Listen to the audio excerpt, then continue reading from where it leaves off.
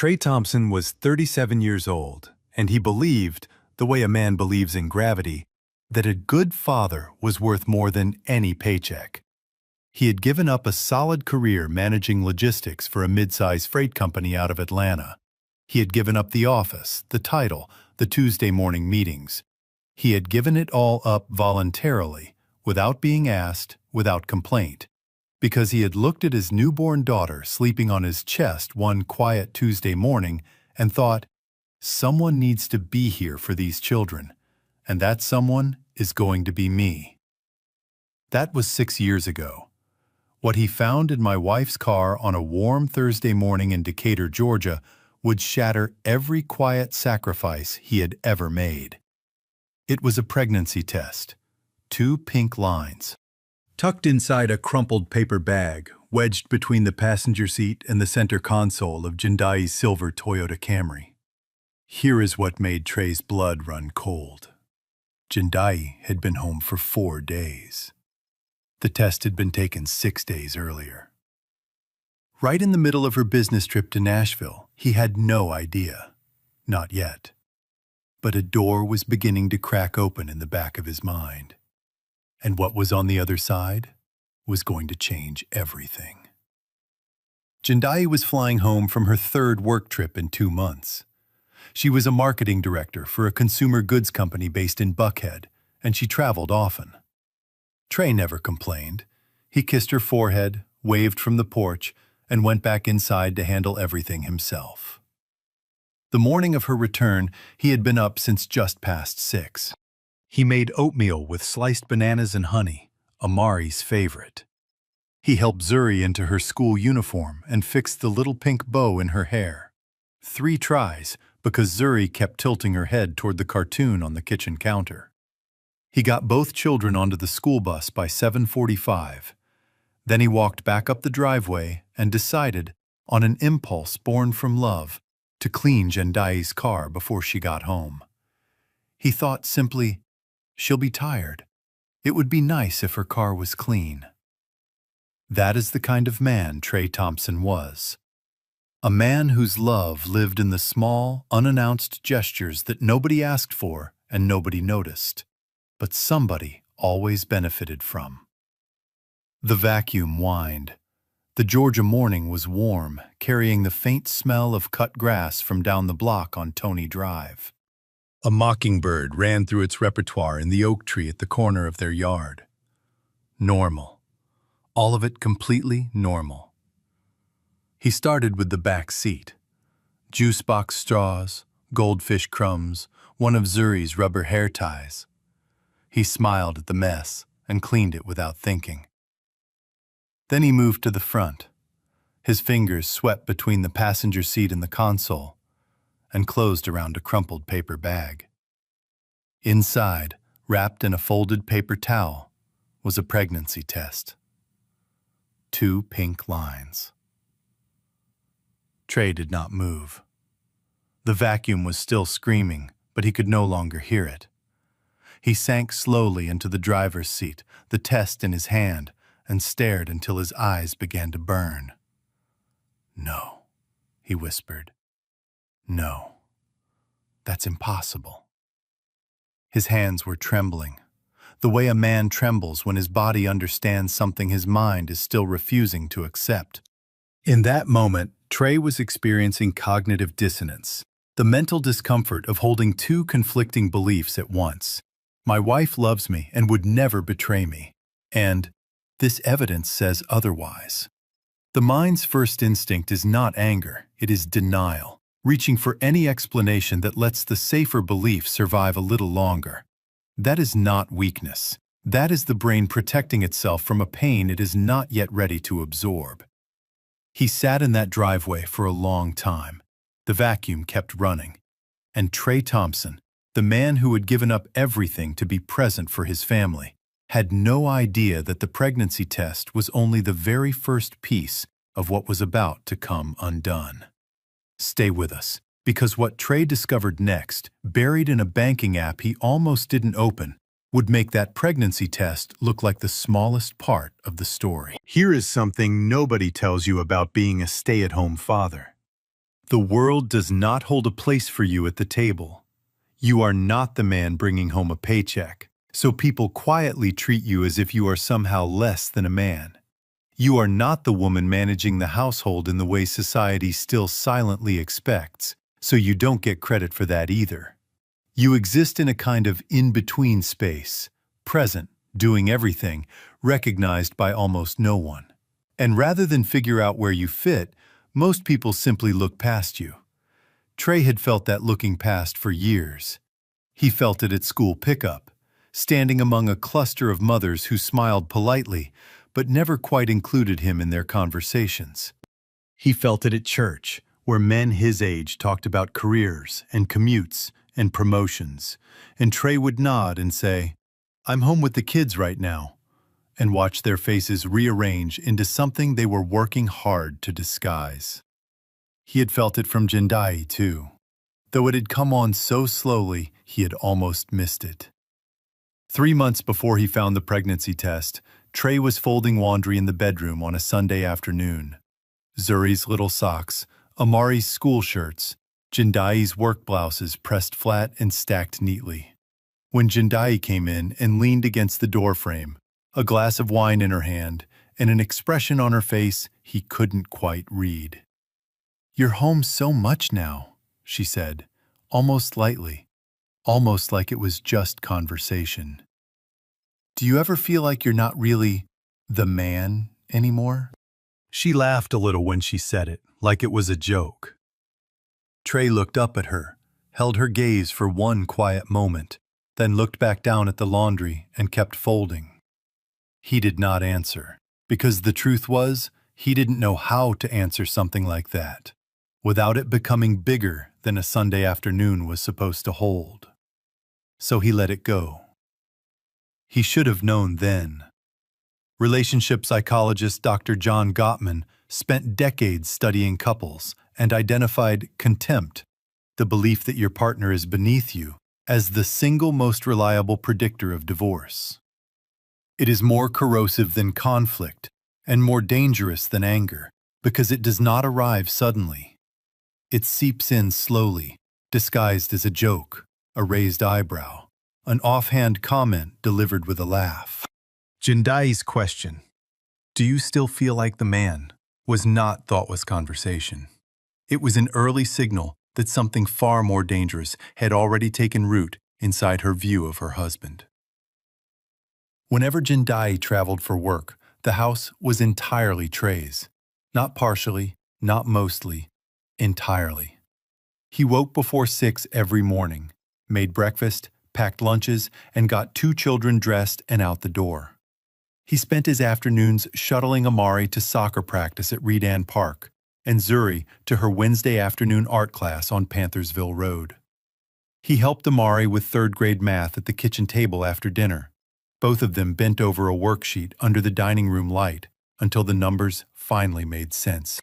He read to Zuri every night, always the same story, always the little lost bear, until her eyes grew heavy and her breathing slowed into sleep. Some nights, around 2 in the morning, Zuri would wake from a nightmare. Trey would hear her before she even called out.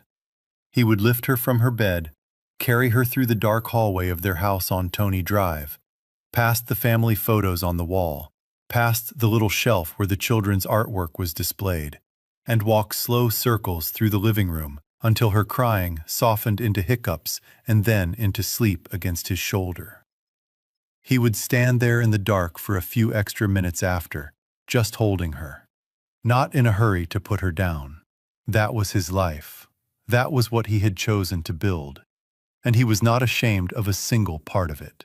When Jindai came home from Nashville, Trey waited until the children were in bed before he sat across from her at the kitchen table and set the pregnancy test between them.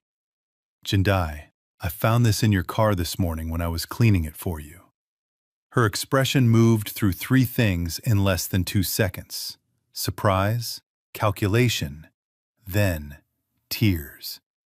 "Oh my God," she said, pressing a hand to her chest. "Trey, that's my sister's.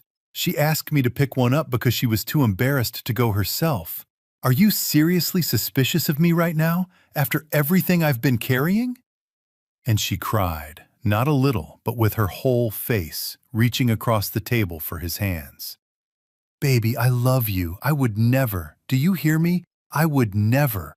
What Jindai did in that moment is a textbook example of gaslighting, a manipulation tactic where the person who caused the harm redirects the conversation to make the other person feel guilty for asking the question. Notice the structure. She didn't address the evidence. She reframed Trey as the problem, as suspicious, unreasonable, the one causing harm. The tears weren't incidental. Studies in emotional manipulation show that crying is one of the most effective tools for short-circuiting a partner's critical thinking, because it triggers the empathy response, the very instinct that makes good people vulnerable to those who exploit their love. Trey looked at his wife's face and felt something in his chest loosen, because he still loved her. Because he could still remember who she used to be, her laugh in their first apartment in East Atlanta, the way she used to call him on her lunch break just to hear his voice. He exhaled. He pulled her into a hug.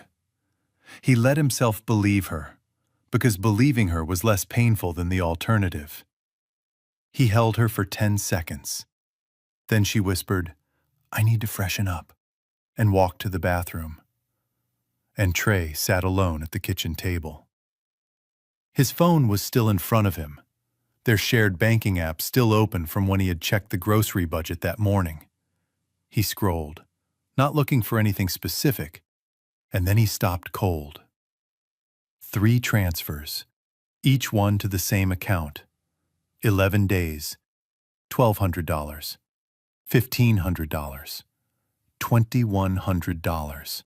The account name? Marcus Hale. He didn't know a Marcus Hale. He searched the name quietly that night, long after Jindai had gone to bed. The results came back quickly. Marcus Hale, 38, a real estate entrepreneur based in Buckhead. Polished LinkedIn profile, charity gala photos, married to Tasha Hale. Trey stared at that name on his phone screen, and something cold moved through him. Because Tasha was Jindai's best friend. He set the phone down. He went back to Jindai's car one more time, opened the trunk, and found what he had not yet looked for. Tucked beside her work bag, a folded Victoria's Secret receipt. Beneath it, a hotel invoice from the Omni Nashville Hotel. A room billed for 2 nights under Jindai Thompson's name. He stood at the open trunk in the quiet of the driveway. A porch light was on down the block. He could hear the television playing faintly inside the house. He closed the trunk. He walked back inside. He put on the same face he always wore. The next morning, Amari came downstairs blinking with sleepy eyes and said quietly, "Daddy, is Mommy mad at you? The other day she told me you don't love her anymore." Trey felt his heart tighten so hard he could barely draw a breath. But he touched his son's face and said, "I love your mom, and I love you. I'm right here, buddy." He turned back to the stove. He kept his voice even. He made the oatmeal. And that night, sitting on the edge of his bed in the dark, he scrolled to a name in his contacts he had hoped he would never need to use. Because the man Trey was about to call, a private investigator named Terrell, would send him photographs 3 days later that would reveal a betrayal so personal it would bring the whole neighborhood to its knees. Trey had never in his life hired a private investigator. He had never thought he would be the kind of man who needed one. He used to hear those stories, a friend of a friend, some cautionary tale passed in low voices after church, and he would think quietly, "That would never be me and my wife. We are not that." But he sat in his parked car in the Kroger lot on Candler Road at 9:30 on a Friday morning, and he made the call. Detective Raymond Terrell answered on the second ring. He was a former DeKalb County investigator who now worked domestic cases out of a small office off Memorial Drive. His voice was calm and unhurried, the voice of a man who had heard every version of this story and still treated each one with dignity. Trey spoke quietly and plainly. He gave Terrell the name from the bank transfers, the hotel invoice, the dates. "Give me 72 hours, Terrell said. Trey drove home, made lunch, and waited. Psychologists who study betrayal trauma describe the period between suspicion confirmed and evidence received as one of the most psychologically damaging phases a person can endure. The brain runs the same questions in an endless loop, scanning every memory, every small detail, every moment that now looks different in hindsight. Sleep becomes shallow, appetite disappears, ordinary tasks feel performed rather than lived. This is not weakness. This is the nervous system's natural response to an unresolved threat, holding the body in a state of alert until the truth either arrives or dissolves. Trey was not falling apart. He was doing precisely what a human brain does when it knows something is wrong but cannot yet act on it. The waiting was its own quiet suffering. Trey had to cook dinner on Friday and act normal. He had to take the children to Amari's Saturday morning soccer practice at Redan Park, sit in a folding chair on the sidelines, and cheer when his son dribbled past a defender. He had to go to church on Sunday morning, sit beside Jendai in the fourth pew from the front, and sing hymns with her perfume in the air next to him. He said grace before Sunday dinner, Zuri's small fingers in his left hand, Amari's slightly larger ones in his right. He bowed his head and asked the Lord to bless their food and their family. His voice did not tremble once. He wasn't sure how. After the children were asleep each night, he sat in the kitchen in the dark with a cup of coffee gone cold and stared at nothing. A freelance consulting project for a logistics firm in Smyrna sat unfinished on his laptop. He could not make himself open it. Instead, he sat with the knowledge he already had and waited for the knowledge he did not yet have to arrive. Now, before the photographs came, it is important to stop and understand something. Because knowing who Marcus Hale was married to changed the entire shape of this story. Tasha Hale was Jendai's best friend. Not a casual acquaintance, a genuine best friend, the kind built over years and dinners and late-night phone calls, and the kind of trust that most people only get once or twice in a lifetime. 2 weeks earlier, Tasha had shown up on their doorstep in Decatur with a full pot of chicken soup because she had heard Jendai was overwhelmed from work travel. Trey had opened the door and found her standing there with the pot in both hands, wearing a concerned smile. "I just wanted to check on you all," she had said. Tasha was the woman who had organized Zuri's 6th birthday party at the park, the one with the purple streamers and the little butterfly cake, because Jendai was traveling that weekend and Tasha did not want the little girl to go without a celebration. Tasha was the woman who had stood in Trey and Jendai's kitchen, wrapped her arms around Jendai, and said with complete sincerity, "I'm here for you. Whatever you're going through, you can tell me." Trey had watched that moment from the doorway and felt genuinely grateful. He had thought, "My wife is lucky to have a friend like that." He had no idea, not yet, that those words were being spoken by the wife of the man Jendai was sleeping with. What makes this particular situation so psychologically layered is that Jendai was not only betraying her husband, she was looking Tasha in the eyes, accepting her soup, accepting her kindness, accepting her loyalty, while simultaneously violating the most fundamental trust that friendship is built on. Researchers in moral psychology describe this as relational duplicity, the ability to maintain warmth and closeness in one relationship while actively destroying it through hidden behavior. The emotional damage this creates for the deceived party, both the spouse and the friend, goes far beyond the individual betrayal. It makes the person question their own judgment, their own ability to read the people closest to them. Terrell called Monday morning at 8:42, right after Trey put the children on the school bus. "Check your phone," Terrell said simply.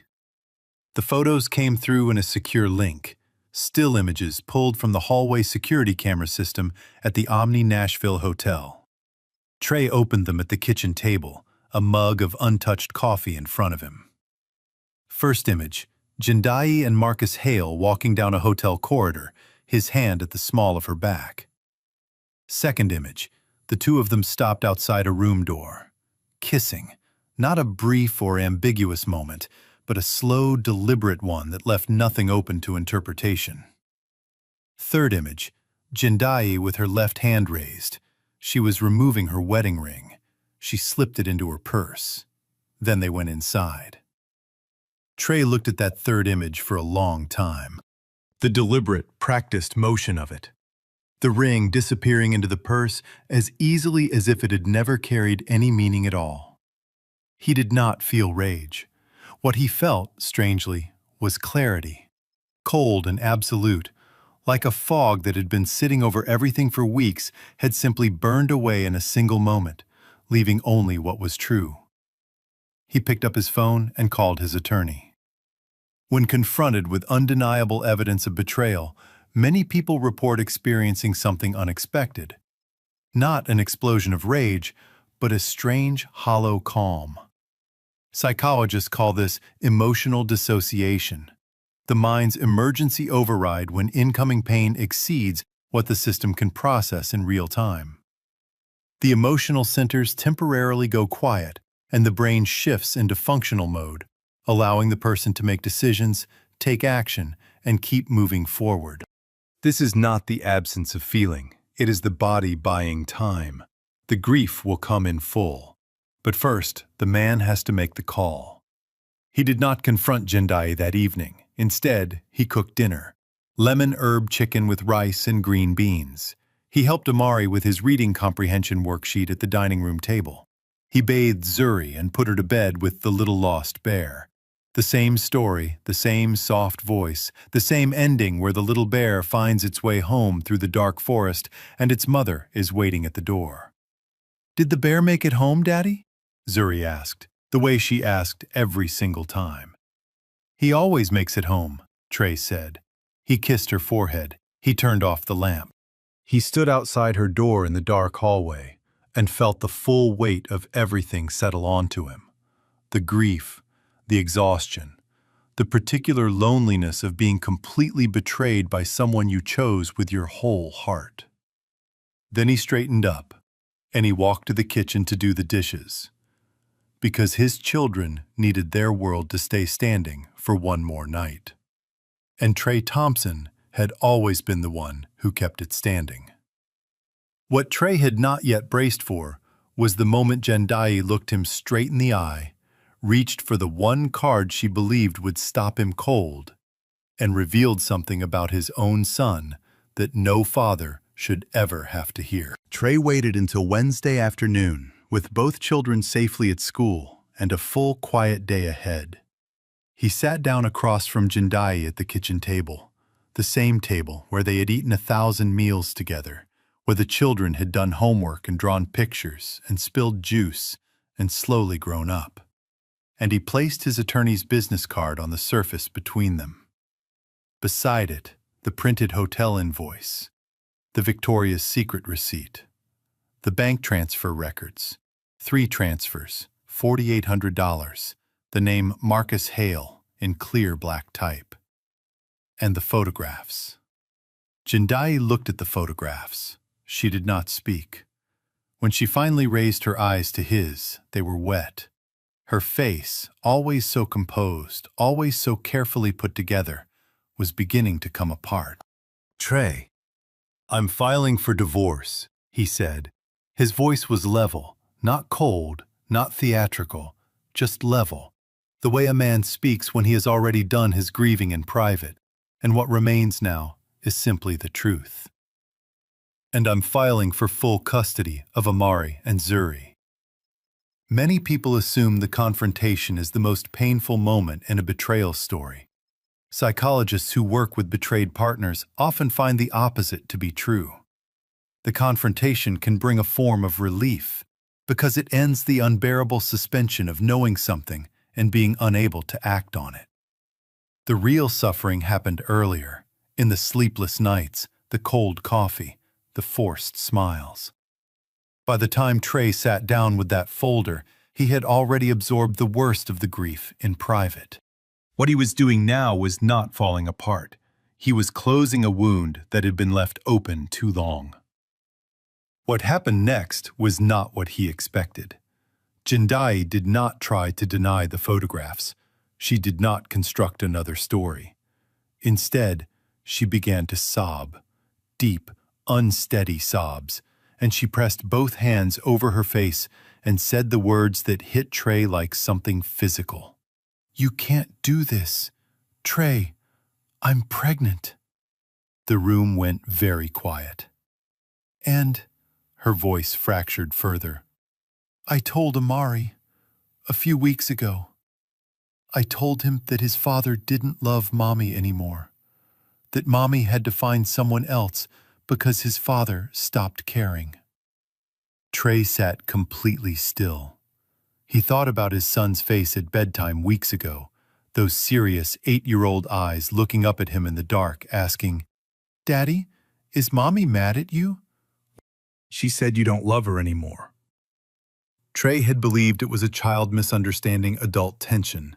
He had smoothed it over with a smile and a hug and the words, "I'm right here, buddy."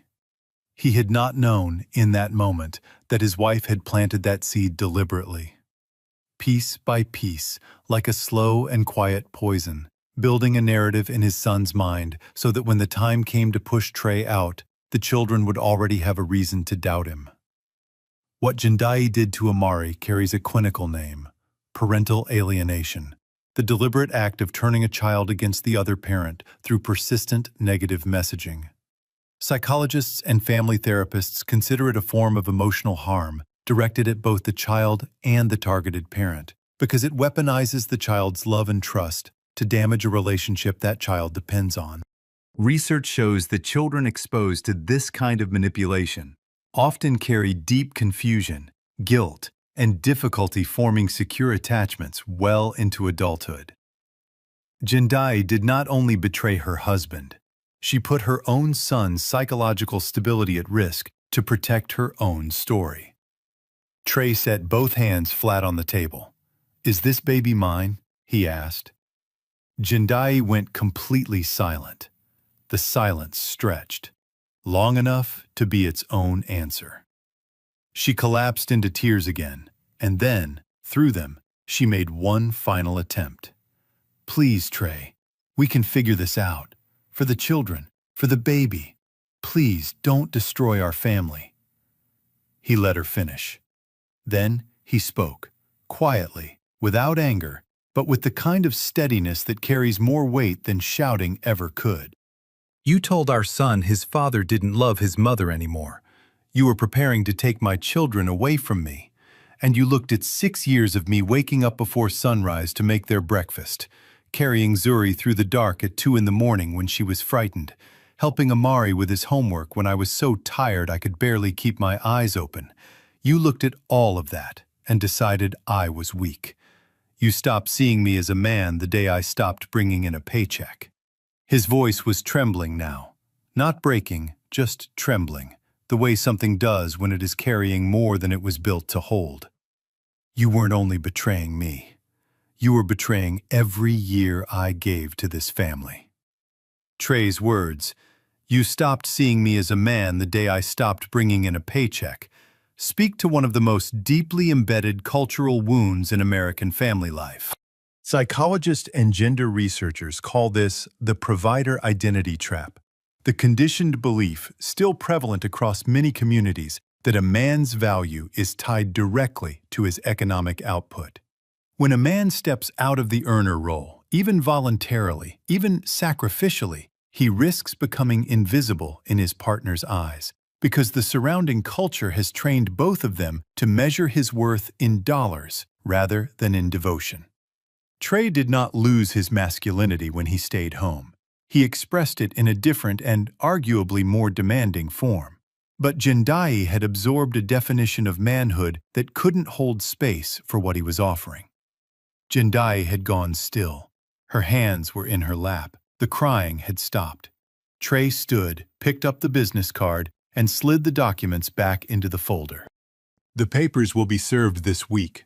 My attorney will be in touch about the children." He walked out of the kitchen. Later that same day, Trey drove to Tasha Hale's house. He had gone back and forth about whether it was his place, but he kept seeing Tasha in his memory, standing in their kitchen with a pot of chicken soup, her face open and completely unaware. And he knew. She deserves the truth from someone who isn't going to lie to her. Tasha answered the door in a sweatshirt and bare feet. When she saw Trey's expression, something in her face shifted immediately. "Trey, what happened?" He handed her a small envelope with copies of the photographs inside. He said, "I'm sorry, Tasha. I truly am." And he left. He learned later, through their pastor, through the way quiet truths travel in close communities, that Tasha had sat down on her kitchen floor when she opened that envelope and had not moved for a very long time. Tasha's collapse on that kitchen floor illustrates what trauma therapists call secondary betrayal, the experience of being betrayed not by a romantic partner, but by a trusted friend. Research indicates that betrayal by a close friend can be as psychologically destabilizing as betrayal by a spouse, because friendship carries its own explicit promise of loyalty and safety. For Tasha, the person she had brought soup to, organized birthday parties for, and held in her arms saying, "I am here for you," that very person had looked her in the eye and chosen her husband. The injury wasn't only to Tasha's marriage, it was to the entire architecture of trust she had built her life around. The hardest night came 3 days later. Trey sat on the edge of the bathroom tub, door locked, fan running, and pressed the heels of his hands against his eyes. He sat with the full weight of it, not just the affair, not just the divorce in motion, but the specific grief of understanding that the woman he had loved had looked at the thing he was most proud of, the presence, the sacrifice, the daily choosing of his children over everything else, and had seen something lesser in it. That was the part that cut the deepest. Then Zuri's small voice came through the hallway. "Daddy?" He splashed cold water on his face. He dried his hands. He unlocked the door, walked down the hall, and pushed open her bedroom door with a smile that was tired but real. "Hey, baby girl, you okay?" Zuri reached her arms up from her bed, the uncomplicated, absolute trust of a 6-year-old reaching for the person she was certain would always be there. Trey lifted her up and held her against his chest. He was still standing. His children still had him. That was enough to take one more step. The consequences for Jendai were only just beginning to arrive. And when they came in front of everyone who had ever known her name. The divorce papers were served on a Tuesday morning. Not at the house on Tony Drive, not in the quiet privacy of a living room, where Jendai could manage the setting and control the moment. At her office. The 14th floor of a glass building in Buckhead, where she was a marketing director with a business card and a conference room reserved in her name. A woman her colleagues had known for 5 years as polished, ambitious, and put together.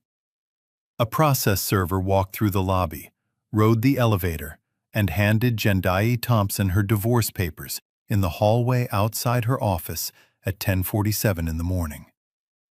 She tried to hold her composure. She almost managed it.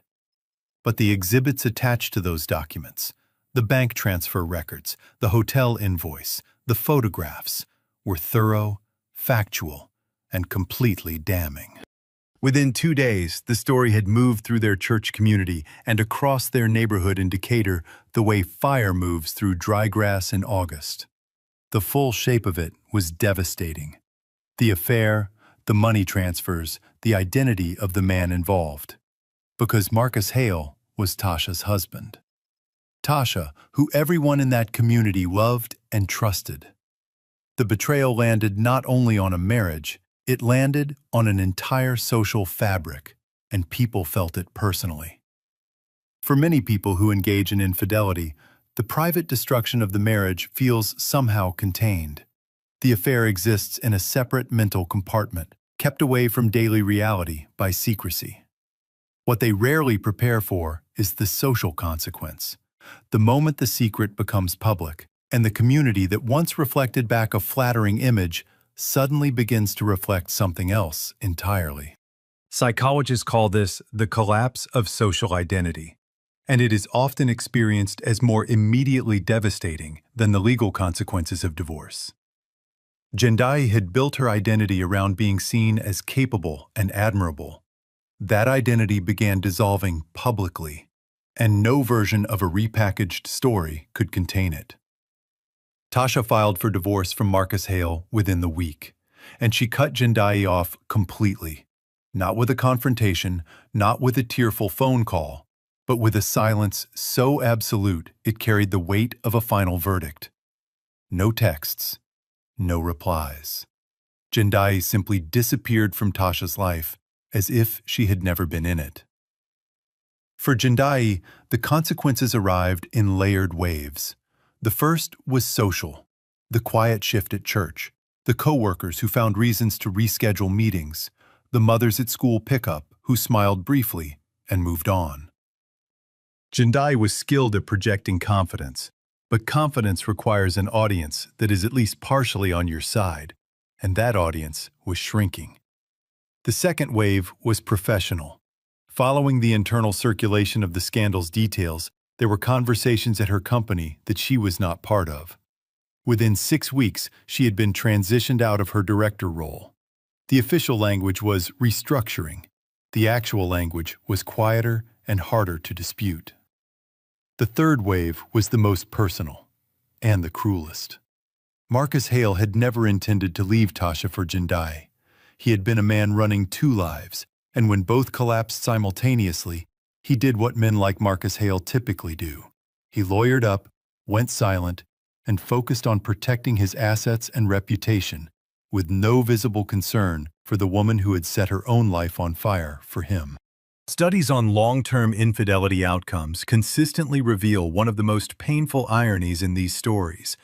The majority of people who sacrifice stable relationships for an affair partner do not end up building lasting connections with that person. The affair was never a real relationship.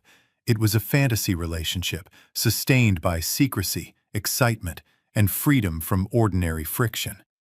When those conditions disappear, so does the attraction. Jendai had risked her marriage, her career, and her closest friendship for a man who had never offered her anything real, only the temporary illusion of being chosen. Throughout all of this, every wave, every consequence, every fallout rolling through the world outside his front door, Trey Thompson did what he had always done. He got up in the morning. He made breakfast. He took the children to school. There were nights when the house felt enormous, and the silence in it carried a weight it hadn't held before. A permanent kind of quiet, different from Jendai's business trips, which had always carried the promise of return. This silence had no such promise. Trey had to learn to live inside it, the way you learn to live with any real loss. Not all at once, but in small daily increments, each morning fractionally more manageable than the one before. Some nights, after the children were asleep, he sat at the kitchen table alone and let himself feel the weight of everything quietly.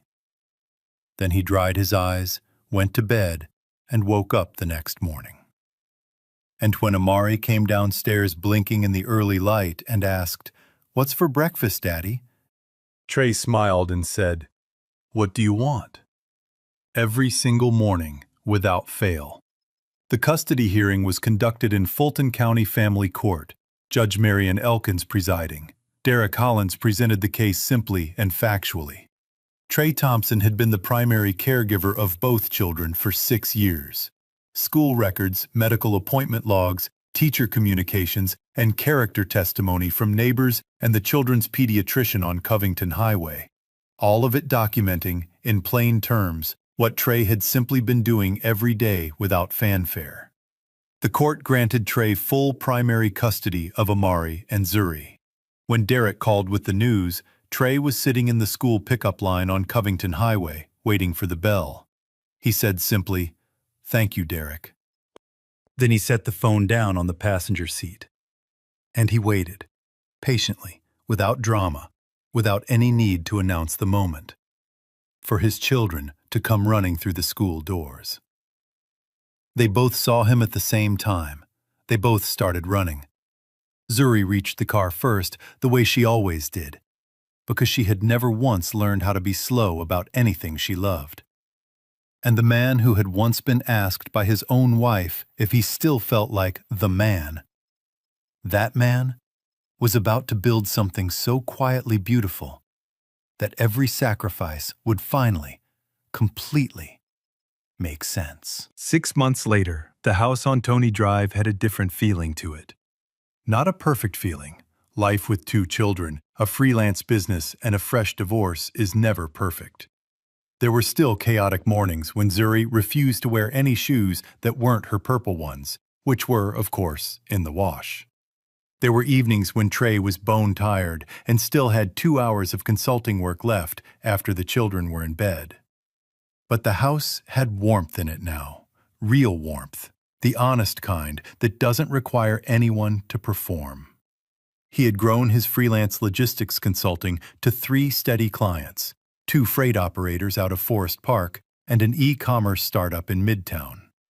He worked during school hours, built something sustainable, and carried none of the shame that other people had tried to attach to work that looked less than.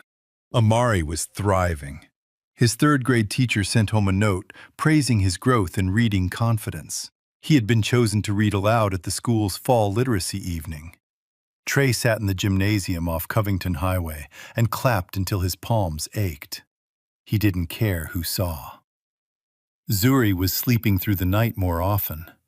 On the nights the nightmares still came, she called out for her father. And he was always there.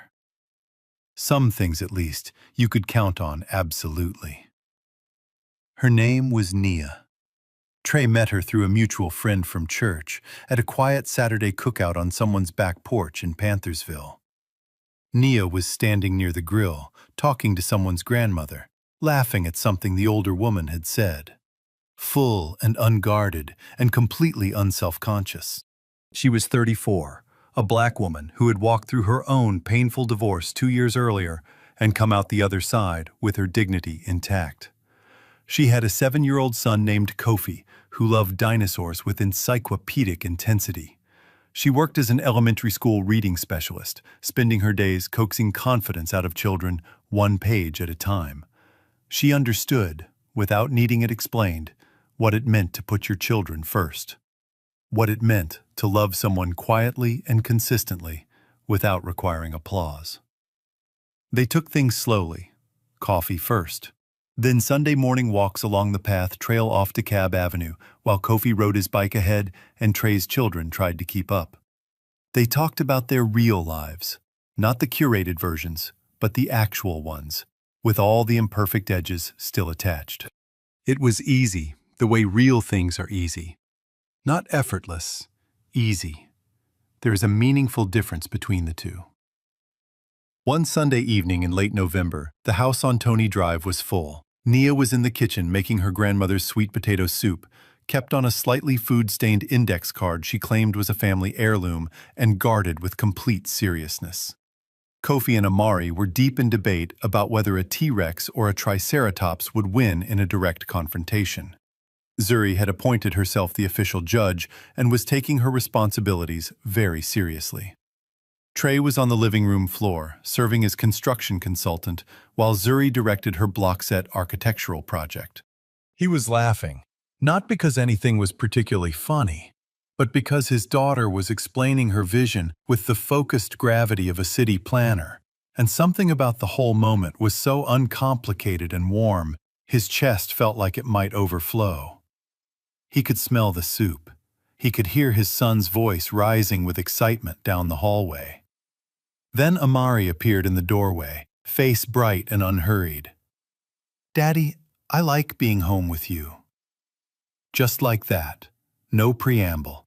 Simply an obvious fact that needed to be spoken aloud. Trey looked at his son. Something stung quietly behind his eyes. He smiled. And softly, so softly that only he could hear, Trey Thompson said to himself, "I am not weak.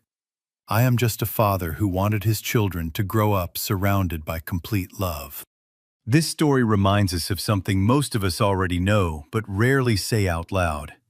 If you have loved someone quietly for decades, cooked their favorite meals, folded their clothes, sat beside them through the long, ordinary nights, and now you eat dinner alone, or sleep on your side of a bed that feels too wide, or reach for the phone to call someone who is no longer there, that love did not disappear. It is still in your hands. It is still in the way you set the table. This week, pull out one dish you used to make together.